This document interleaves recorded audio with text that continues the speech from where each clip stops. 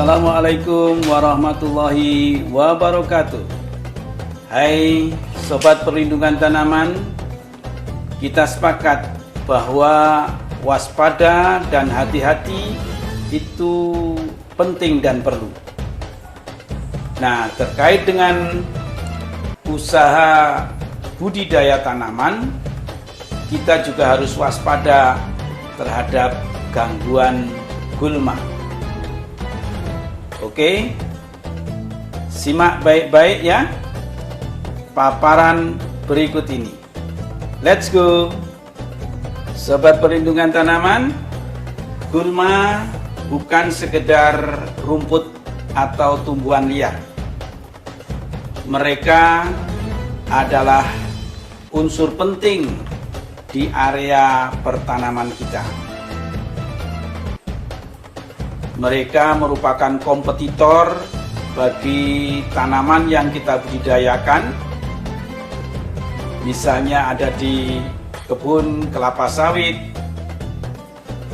kebun kopi, dan di area persawahan. Nah, makin serius kita mengelola kehadiran gulma, maka makin bagus hasilnya bagi panen kita kelak. Ini yang paling gokil. Kita akan mempelajari jenis-jenis gulma. Yuk, kita sama-sama mengenali mereka. Golongan gulma yang pertama adalah gulma berdaun lebar. Ciri-cirinya, tanaman memiliki tulang daun. Tulang daunnya menjari, bentuk daun melebar, dan biasanya tanaman itu dari jenis tanaman dikotil. Kemudian kelompok yang kedua yaitu gulma berdaun sempit, yang biasa juga disebut dengan grasses atau rumput-rumputan. Ciri utamanya yaitu daunnya sejajar, tulang daunnya sejajar, kemudian berbentuk rumput-rumputan. Contoh yang paling banyak dijumpai di lapangan adalah gulma alang-alang. Jenis yang ketiga yaitu gulma teki atau sedges. Nah, sedges ini walaupun biasa disebut dengan rumput teki, tapi gulma ini bukanlah golongan rumput. Gulma ini memiliki batang yang tumpul dan batangnya berbentuk segitiga.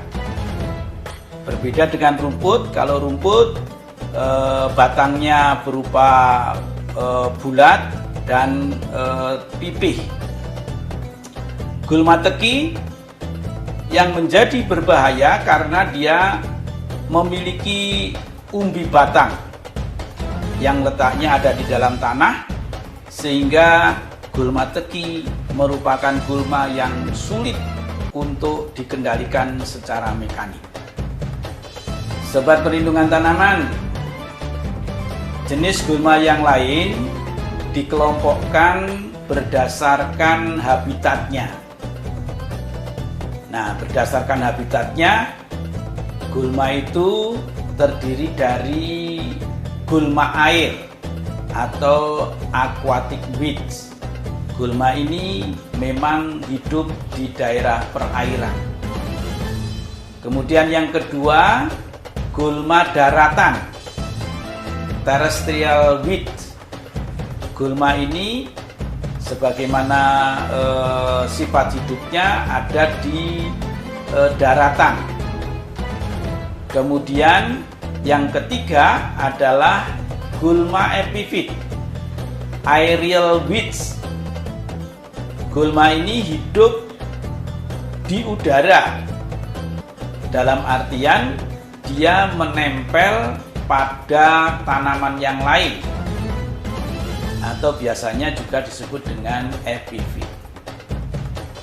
Oke, klasifikasi gulma berikutnya adalah berdasarkan siklus hidupnya. Berdasarkan siklus hidupnya, gulma terbagi menjadi 3, yaitu gulma semusim atau annual weed. Gulma ini hidup dalam rentang waktu 1 tahun,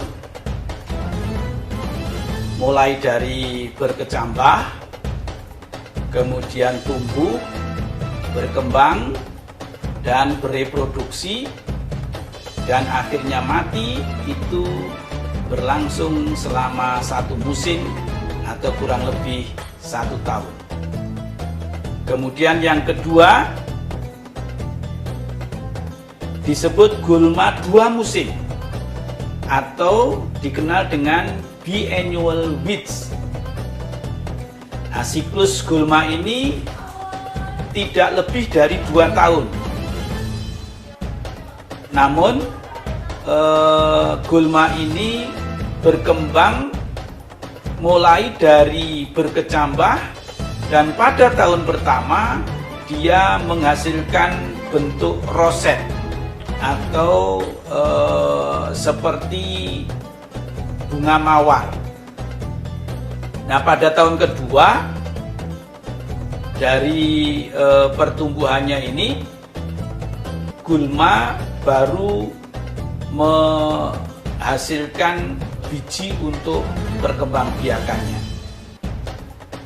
Nah, untuk gulma biannual ini, periode roset atau di siklus 1 tahun pertama merupakan kondisi yang paling peka terhadap aplikasi herbisida.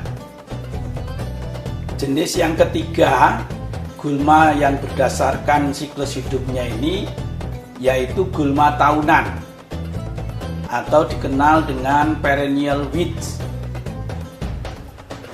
Gulma bisa hidup bertahun-tahun, mulai dari perkembangan biak, berkecambahan, kemudian membentuk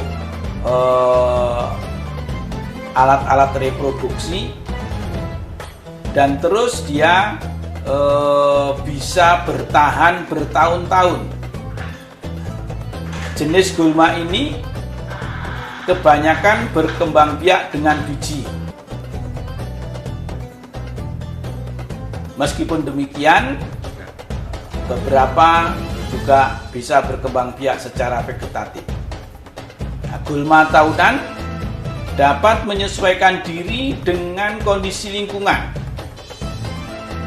Pada saat musim kemarau panjang, dia sepertinya mati, tetapi akar-akar yang ada di dalam tanah masih mampu bertahan hidup, sehingga ketika musim hujan datang, dia bisa tumbuh kembali. Oke, sekarang kita akan membahas tentang gulma-gulma yang ada di tanaman pangan. Sebagai contohnya adalah gulma yang sering diketemukan di lahan persawahan, rumput alang-alang, kemudian ada jawan, sering diketemukan di ladang-ladang padi, ladang jagung, dan tanaman-tanaman pangan yang lainnya.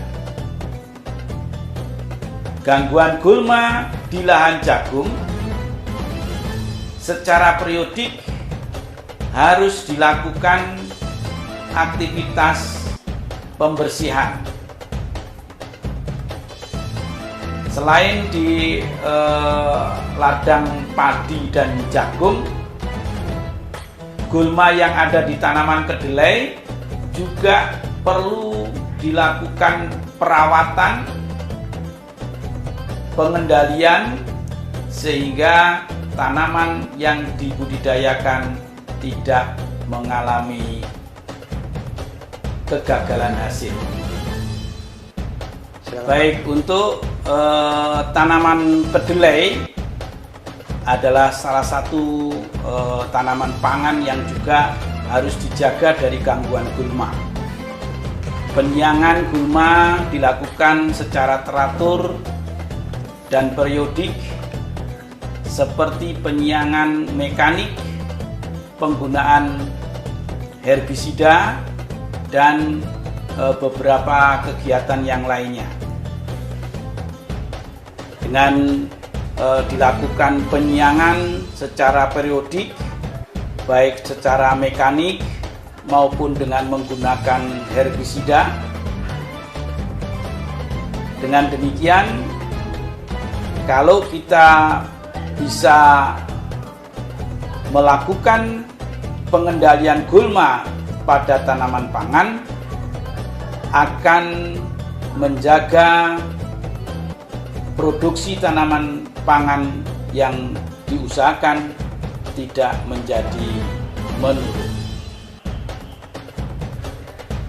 Sobat perlindungan tanaman, gulma selain ada di area tanaman pangan, gulma juga hadir di area kebun pisang, di mana pada saat ini gulma di area kebun pisang itu bisa dilakukan pengendalian dengan menggunakan teknik pengendalian biologis.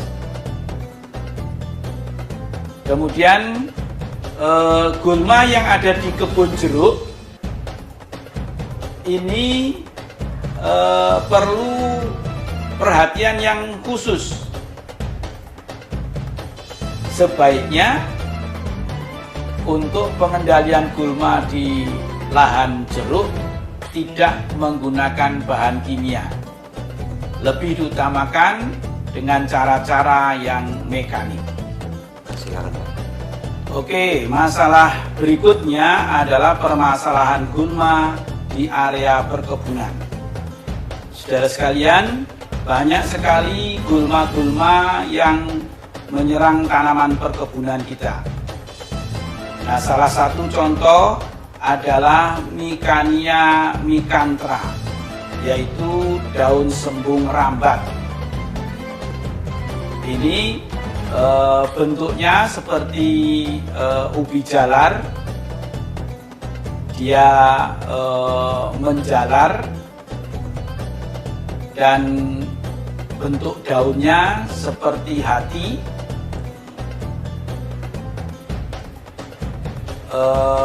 Pembungaannya menghasilkan bunga-bunga yang berwarna putih dan tumbuh dari ketiak daun. Nah, gulma ini jika dibiarkan dia akan membelit, memanjat, menutupi kanopi dari tanaman pokok. Nah, ini menjadi pemeliharaan kebun akan terganggu, kesulitan, dan jika dibiarkan tanaman akan terganggu fotosintesisnya dan produksinya sudah barang tentu akan menjadi berkurang. Kemudian gulma berdaun lebar yang sering dijumpai di area perkebunan adalah talas India.